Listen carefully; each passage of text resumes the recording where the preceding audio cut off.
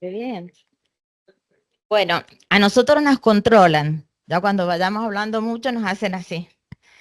Yo al principio les quiero decir, tengo planeado un chiste que se me ocurrió recién. Díganme si no está bueno. Nosotras queremos aclarar que como estaban hablando de pacientes que adolecen, nosotros dijimos, queremos aclarar que no trabajamos con pacientes que adolecen, trabajamos con adolescentes que adolecen. Ah, no, ya que está bueno, chica. Impacientes, ajá. Bueno, en realidad lo que venimos a contar es una experiencia. Yo estoy doctorando en educación en la diversidad. Me dirige Esther Trozo. Y en realidad quisimos en un momento, nos pidieron que hiciéramos un seminario de innovación educativa. Y bueno, era la oportunidad de ese proyecto, llevarlo a una escuela y ver si realmente mi pregunta de investigación tenía una respuesta positiva. Así que bueno, eso queríamos explicar, que no era de cualquier tipo de innovación, que estaba contextualizada según la necesidad de los y las estudiantes, en un contexto real. Ay, perdón. Como que quería hacer acá un encuadre de los dos conceptos que trabajamos, porque en realidad el nombre que es cualitativa, mi investigación no es cuantitativa, y ahí dice estudiar los aportes de los saberes pedagógicos teatrales para aplicar acá una ley que hay en la Argentina, que es de ESI, que es educación sexual en las escuelas. Entonces, como está costando implementarse, bueno, Esther me planteó eso y me pareció sumamente novedoso y bueno, y nos recopamos las dos. Claro, también volvernos a contextualizar. Esta ley se da en relación a una demanda social que se estaba pidiendo en una sociedad que estaba buscando un cambio. Entonces, mira, pasa. Ahí vamos. ¿Qué si yo les digo Argentina, ¿no? Una marcha de mujeres con toda la energía, algunas en tetas, pidiendo por sus derechos, acá en la Argentina, los primeros años del 2000. ¿Qué hizo el gobierno argentino? Reprimió. Y después, ¿Qué más opina eso? No. En el 2000. El gobierno escuchó y se hizo cargo. Hizo ley cada marcha. Claro. Otro gobierno. Claro, como que en realidad nosotros tenemos Pero es sorpresivo. Tuvimos 12 años ese gobierno. Y no solo está la ley ESI. La ley ESI contiene un montón de otras leyes. Y además siempre digo yo, la gente también escuchó. Los medios de comunicación también se hicieron eco. Y eso creo que ya fue un triunfo. Claro, nosotros como que vemos en la historia de nuestra Argentina un momento donde había mucha represión, donde había mucha vulnerabilidad de los derechos, y de repente cambia a otro tipo de gestión gubernamental que de repente escucha. Y no solamente escucha, sino que lo lleva al Congreso y lo hace ley. Y no solamente lo hace ley, sino que también nos interpela y trabaja con la educación, cosa que venía muy abandonada y no era real en la ley, no era representativa la educación que necesitábamos.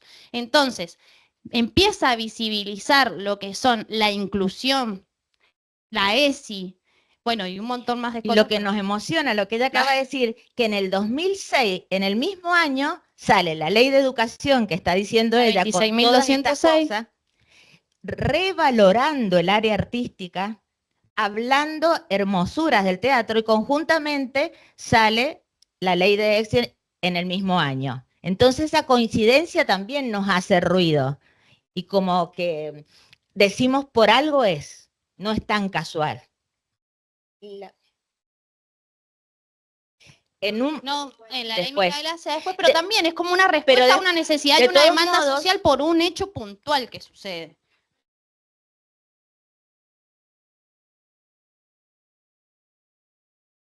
Bueno, ahí eso vamos a hablarlo un poquito más adelante porque sí también se observa qué es lo que es norma y qué es lo que se aplica. Claro, y además sí, hay un montón de leyes que incluye la ESI y que debe tratarlas, aunque fueran antes del 2006 o después. como la ley de aborto, todo eso se trata. Aunque hayan salido fuera de ese periodo, ¿no es cierto? Está. Acá yo quise hacer como un resumen de lo que acababa de contar. Estaba salud, derecho, política, educación, como decía ella. Todos esos temas entrelazados en marchas donde decía, acá estamos. Querían visibilizarse, querían decir, acá necesitamos esto. Después, la opinión pública, ¿vieron lo que le decía? Los medios de comunicación se hicieron eco de eso que pedía el pueblo, estuvieron al lado del pueblo. Y lo otro, bueno, que la aplicación de la ley en educación en Mendoza todavía tiene mucha contienda de opositores. Puede ser con lo que ella habla, que siempre dice que es muy importante, que no hay educación sin contexto, me explica ella. Claro, acá también lo que partíamos nosotras de que estaba lo constituido y lo constituyente. Y lo constituyente empieza a estar constituido, pero ahora está nuestra función pedagógica, sí, como docentes, poder aplicarlo en las aulas y que se haga real esa normativa, que es hermosa, pero que la tenemos que llevar a cabo en la práctica adentro de las aulas. Y el hecho de que cueste implementarse no solamente es porque le tienen miedo. Le tienen miedo los docentes, le tienen miedo los directivos, le tienen miedo los padres, pero no han leído la ley. Yo siempre cuando escucho a alguien que critica digo, pero no leyó la ley, no pide eso la ley que él está diciendo. Pero sí hay miedo que vayamos a adoctrinar. Entonces, pasa porque... Bueno, un Claro. poco que también nosotros hablábamos de cómo nace nuestra educación pública, ¿sí? Nace de un modelo homogenizador, ¿sí? Donde busca que todas las personas sean exactamente iguales y repliquen lo mismo que se les pide que digan. Entonces, de repente, empiezan a buscar otra cosa donde queremos un ciudadano más crítico y causa intriga. ¿Por qué? Porque el docente pierde ese poder en el cual el estudiante dice lo que quiere que escuche ese docente. Entonces empezamos a escuchar al estudiante, le damos más poder a él y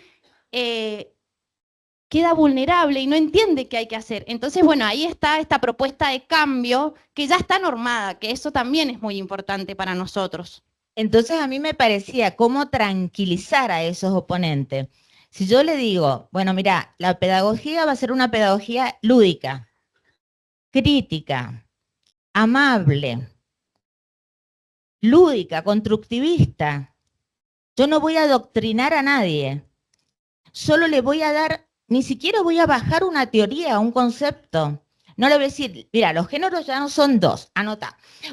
No, le voy a dar una actividad que a través él juegue y construya hasta donde su capacidad le permite. Pero bueno, decíamos, ¿podrá hacer eso? Y eso fue lo que nos motivó a nosotros, que ella buscara una escuela donde el contexto, primero hicimos un estudio del contexto, nos permitiera ver el común de la gente. Porque si no, acá en Mendoza es como que se ve siempre el mismo grupo. Estamos en el mismo grupo. Entonces, bueno. Claro, el foco de estudio que no sea el estudiante que accede a una educación privada o el que puede ir a terapia, sino el chico real que en su mayoría está, porque somos mayoría los pobres, entonces, y vulnerados, buscar ese foco de estudio y trabajar con ellos, con nosotros. Entonces, el objetivo de la experiencia, que tiene mucho que ver con el objetivo de mi investigación, pero justo ese proyectito le pusimos porque, esto nos falta, Debra, que teníamos nosotros nuestros propios objetivos y teníamos que unirlo. Yo quería, mi objetivo era ese que les acabo de decir, no quería que se hiciera didactogenia, no quería que se hiciera sexosofía. Entonces decía, la única manera es poner una pedagogía que me evite a mí sola hacer eso. Si yo le doy una actividad y que él construya, yo no voy a, porque es cierto que nadie es analfabeto sexualmente. Todos tenemos una trayectoria. Entonces todos vamos a hablar desde esa formación que tenemos. ¿Cómo hago para hablar de ese tema sin no poner lo que yo opino? Entonces me parecía que esta pedagogía era valiosa y teníamos que hacérsela explicar. Y el propósito de ella, o sea, que era todos, yo creo que todos concluimos en lo mismo, de que cuando nosotros estamos en un aula con estudiantes, ellos se transforman, nosotros nos transformamos, pero lo maravilloso de esto es que eso se replica en las casas. ¿Por qué? Porque el estudiante se lleva un saber, un conocimiento, una práctica que después la charla con sus padres y esa charla con sus padres transforma y enriquece nuestra propia cultura. Entonces, eso es lo que a mí me maravilla de lo que hace el teatro en la escuela y la pedagogía teatral, que no solamente transforma al estudiante, sino que enriquece su cultura y la transforma. Y todos salimos transformados. Y vemos esa línea de acción como una línea de acción transformadora. Así lo ve la pedagogía teatral. Entonces decirle, bueno, que esa situación inicial y la línea transformadora de acciones hacia mi objetivo es algo que puedo hacer siempre, cada día de mi vida. Bajarles esa pedagogía. Tenemos libros que nos enseñaron llevar esa pedagogía a la vida. Entonces, bueno, el objetivo que le pusimos a esta experiencia, aunando las dos ideas, fue esto. Pero la foto, quiero poner que el alumno, fíjense lo que Debra le pregunta al alumno cuando terminábamos de trabajar. ¿Por qué sentí que este objetivo no me representaba? Este objeto era. Este objeto, porque, bueno, pero ahí nos vamos a adelantar a la actividad del Bueno, juego. con eso solo ya está. Bueno. Porque, ¿cómo fue? Nosotros llegamos y yo estaba acostumbrada, siempre he trabajado de casualidad en instituciones privadas. Yo llegaba y los chicos saltaban de alegría, ¡ah, sí, teatro! Y ya empezaban a correr los bancos. Y salimos al patio, ya estaban saliendo. Y vos siempre con la directora, le dejo todo limpito, ¿sabes? Y así esos nervios pasaba uno. Llegamos a esta clase, ella se inscribe como profesora, está 2 clases sola, porque en esas clases yo tengo que hablar con la directora, llevar el proyecto, quién lo avalaba, llevar un certificado donde tenía 200 horas cursadas de educación sexual para que se me permitiese dar. Y todo eso me llevó 15 días. Entonces, como era una vez a la semana la clase, 2 horas, esas 2 primeras semanas de toda la burocracia mía, ella estuvo sola. Claro. Y bueno, y no me avisó nada, porque la idea era esa. Y yo llegué, ya, sí, Y los chicos, a ver si puse una foto. Post pandemia, ubiquémonos, post pandemia, No, adolescentes. vamos a pasar todo eso para hacerlo rápido, por lo que tenemos que hacerlo rápido. No, esa no. A ver, ¿no? No está. No, sí, está para. Ahí está. Entonces, miren todo lo que ahorramos, chicos, de no decirles, pero algún día se nos dará la oportunidad y contaremos todo. Entonces, no querían salir del banco y hasta se dormía aquel. Y aquel de allá nos miraba como diciendo, ¿qué les pasa a estas? Claro, y nosotros, ya, sí, vamos a hacer una rueda. Entonces, yo le digo a ella, ¿qué pasó? Me dice, ¿qué pasó? ¿Qué pasó en estas 2 clases que no vine? Bueno, yo había tomado hacía súper poquito. Los chicos habían tenido una mala experiencia con la profesora anterior, no habían podido vincularse, entonces estaban como súper escondidos. Y acordémonos que veníamos de una pandemia, los chicos usaban barbijo, había como un contexto bastante complicado en los que los adolescentes la habían pasado muy mal. Entonces yo le decía, mirá, Pato, este banco que vos tenés no es un banco, es una trinchera. Cuando nosotros podamos correr este banco, listo, ya está, ganamos. Y de ahí el título. Cuando yo se lo cuento a mi tutora en la facultad, por eso le pusimos, porque me dice ella, su banco es su refugio y su banco es su escudo. Díganme si no es una gran metáfora, ¿no? Entonces le digo, ese es el título, pensé yo.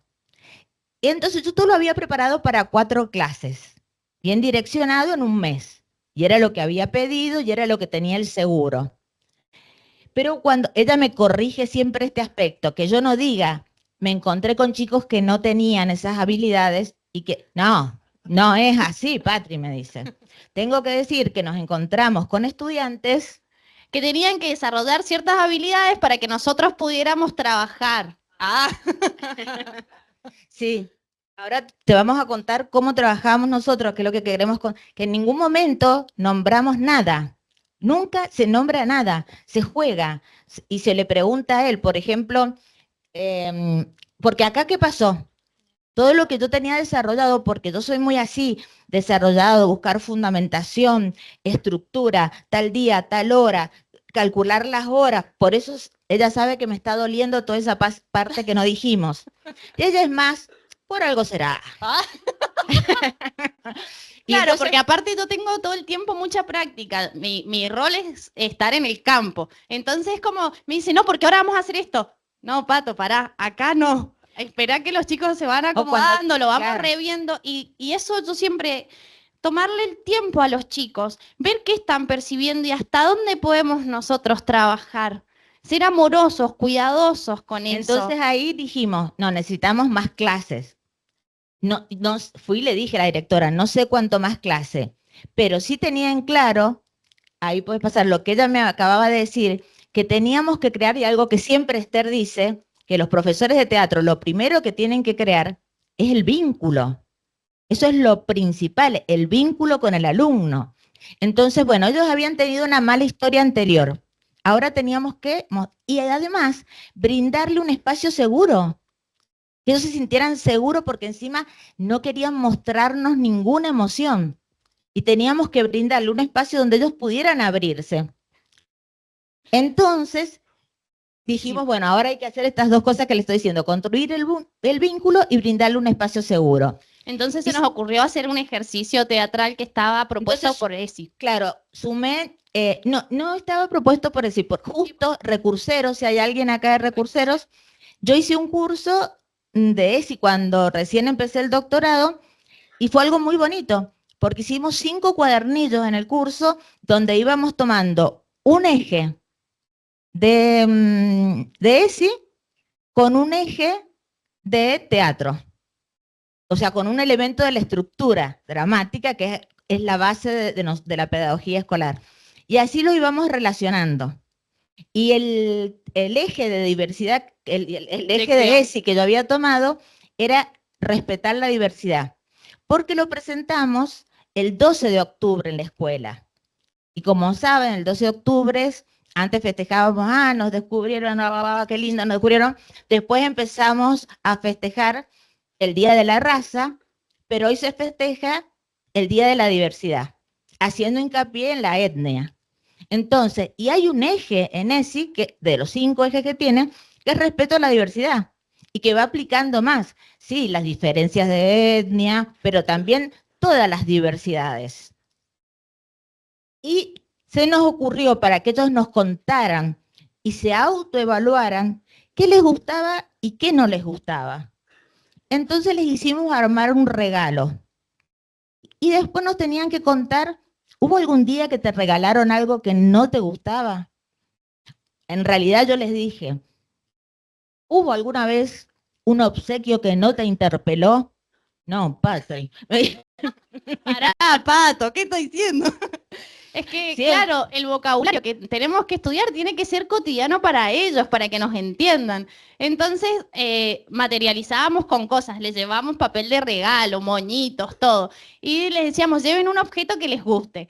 Y bueno, ¿y alguna vez te gustó un regalo? Y no sé lo que pasa. Bueno, y ahí empezamos a hablar de lo que no les gustaba, que les fue más fácil. y fue difícil para ellos aceptar, porque como nos decían, ¿cómo vamos a decir que esto no nos gusta? Si él se esforzó y nos lo trajo. Recuerden que era un colegio urbano marginal, con muchas carencias, que después fuimos viendo que eran más, primero cuando yo lo había tenido que hacer teórico a eso, me había basado en la sociología analítica que hace ese estudio de los estratos sociales y que dice que va más allá del dinero que ingresa, de la profesión, que sí, nos guste o no nos guste, va atacando valores, va atacando creencias por la forma de vida.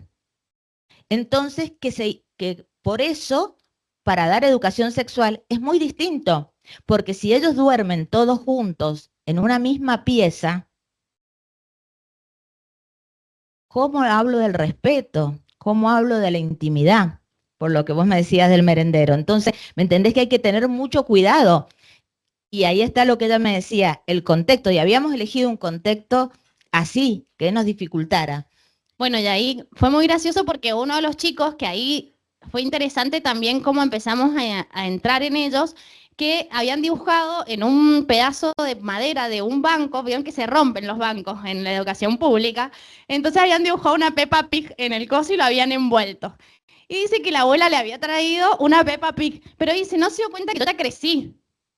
Entonces ahí también empezar a ver que ellos necesitaban, que estaba reconocerlos, reconocer que ya no era un niño, reconocer que ya estaba adoleciendo. Y ahí se pudo hablar y plantear un montón de cosas en el diálogo en relación a la educación sexual integral. Pero seguían ellos como duritos, como esquivos, como queriéndose proteger.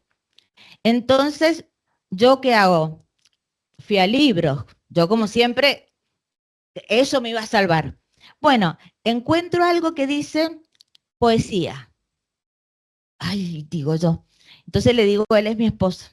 Le digo, que también siempre me dice, no hables así, porque un día en primer grado, preparando el acto del 2 de abril, le digo a las nenitas de primer año, y primer grado, y ahora chicas, ustedes caminan compungidas, llevando el objeto. No, ¿podés creer que las nenitas hicieron así compungida? Y le digo, viste que la comunicación es más allá del vocabulario. Nosotras dos somos disléxicas y nos estamos comunicando. Entonces eso es maravilloso. Yo he tenido una gran maestra, pero bueno, era, yo fui a los libros y los libros me dijeron la poesía. La poesía despierta emociones. Uy, sí, ya me lo había dicho Esther en Rayuela. Entonces, bueno, a buscar un poeta. Escribíamos y decíamos, ay, yo voy a llegar y me van a... Ah, porque encima me dicen, profe, ¿sabe cómo le decimos a usted? Profesora de oro. Ay, ¿por qué? Porque la vamos a ir a visitar a la parada del micro, y le vamos a sacar todos esos oros. ¡Oh! Entonces yo Más con oro la pato, quiero contarle. entonces yo dije, bueno, llego allá con las poesías que decía, soy el dragón. Para adolescentes, le decía, sí, me decía el Gusti, me le escribió él lo mismo en una ficha, andá segura. Bueno, porque igual que ahora me decía, habla segura, porque si vos has estudiado mucho, él siempre me motiva. Yo me hago un contexto muy Fuerte. bueno. Entonces, porque si no, no podría estar acá. Vieron que tomo agua. Entonces, llego con las poesías. ¿Trajiste la poesía? Me dice la Debra, sí, acá están. Y las repartimos en grupo. Ahí quiero hacer una aclaración que es muy interesante. El estudiante, a pesar de que nosotros creemos que van a estar recontentos por jugar, están demasiado acostumbrados a estar sentados escribiendo. Entonces teníamos que buscar algo que a ellos les fuera familiar, que es lo escrito. Más allá de que nosotros creemos que el juego va a ser para ellos lo cotidiano, venimos de una educación muy estructurada. Entonces nos tuvimos que acercar desde la palabra para poder sacarlos de esa trinchera. Entonces se fueron divididos en grupos a leer la poesía. Yo justo se acerca una chica, por esto que decimos siempre del vínculo que crea el profesor de teatro, que sin querer se acerca a contarme que a ella le gustaban un chico, pero ella tenía el problema que no tenía dónde bañarse en la casa. Entonces tenía piojo, y como tenía piojo, ella estaba así, y yo estaba así escuchándola. Entonces yo digo, tenés que seguir así, Patri, tenés que seguir así, Patri. Entonces, claro, porque para ser sincera y con una mano al corazón, tengo piojo. Oh, uno hace así. Yo dije, no, sí, ¿y qué pasó? Bueno, entonces, pero eso, ya yo no tenía solución para ella, que quería empezar a gustar, que quería empezar a seducir y que sabía que tenía que su cuerpo arreglarlo. O sea, bueno, eso me rompió a mí, pero no pude ver qué pasaba con los poemas que estaban leyendo. Entonces yo rota partida en dos porque no tenía la solución, porque ahí que tenía que hacer, ir a buscar un libro de adolescentes que dijera, y no lo tenía a mano. Entonces me quedé así toda quebrada y digo, ¿y ahora qué va a pasar con las poesías? Vienen esto y me rompen los afiches en la cabeza. Y ahí llega la Debra con los primeros chicos que exponen. Ahí están en la mesa de la y empiezan a exponer las poesías. Bueno, fue muy interesante, ¿por qué? Porque ellos se identificaron con los personajes, con el dragón, con todo, y ahí fue cuando nosotras pudimos realmente saltar esa trinchera y ser parte de ellos y crear ese verdadero vínculo. Y fueron dos estrategias muy interesantes. Una es la identificación que ellos logran de esos personajes y esos poemas, y otro es acercarnos a algo que ellos ya conocían, que era la palabra, lo escrito. Entonces, a partir de eso que habían leído de un poema al cual yo no le había dado valor, porque hablaba tan metafóricamente y además los personajes era un dragón, y vos decías, un adolescente con un dragón no se va. Y sí, y entonces cuando el chico más calladito, que estaba así, dice, nosotros somos los dragones. Ay, imagínense, era, bueno, ya entonces dije, ya no necesitamos más. Sigamos con la propuesta que habíamos trabajado. Ya esos 2 días ya estaba. Algo que nos asustó, que pensamos vamos a necesitar un mes. Bueno, y ya después transitarlo fue mágico. Los trabajos como se fueron dando, pero como decíamos recién, que yo veía ahí que las teatreras me hacían, sí, sí, nosotros no decimos que estábamos trabajando, lo iban descubriendo ellos. Y la elección era desmistificar un cuento clásico, desmistificarlo en su totalidad, que el personaje no fuera ese personaje, podía ser diverso, diverso en, como decíamos recién, en etnia, en clase social, de género, gay, de todo lo que hay en... Claro, reversionar los personajes, bueno, es mira, bueno, todos eligieron la Caperucita. Y fue muy fuerte la Caperucita y poderosa. ¿Por qué? Porque el bosque ya no era, era el barrio, el bosque. Y eran amigos la gente del bosque, porque era lo conocido y lo cotidiano. La abuelita no era la abuelita toda tierra, era un abuelo borracho. Era un abuelo borracho que lo mandaba al pibe a comprar en medio de la noche. Ya no había esa protección. Entonces yo puse ahí, eran producciones que ellos la tomaron como pretexto para contarnos su cotidianidad de vida. O sea, miren la necesidad que tenían de hablar, pero no nos la expresaban. Cuando nosotros llegamos, se dormían, se tapaban la cara, y ellos no tenían ganas de contarnos. Y bueno, y ahí cuando empiezan, ve, todos reversionados a su realidad cotidiana. ¿Cuál era el lobo? El lobo era ese grupo de muchachos que están en todos los barrios, que alguien le tiene miedo. Y que ellos veían que en realidad eran unos pobres adictos o que eran más pobres que ellos, que no tenían un padre que los cuidaba.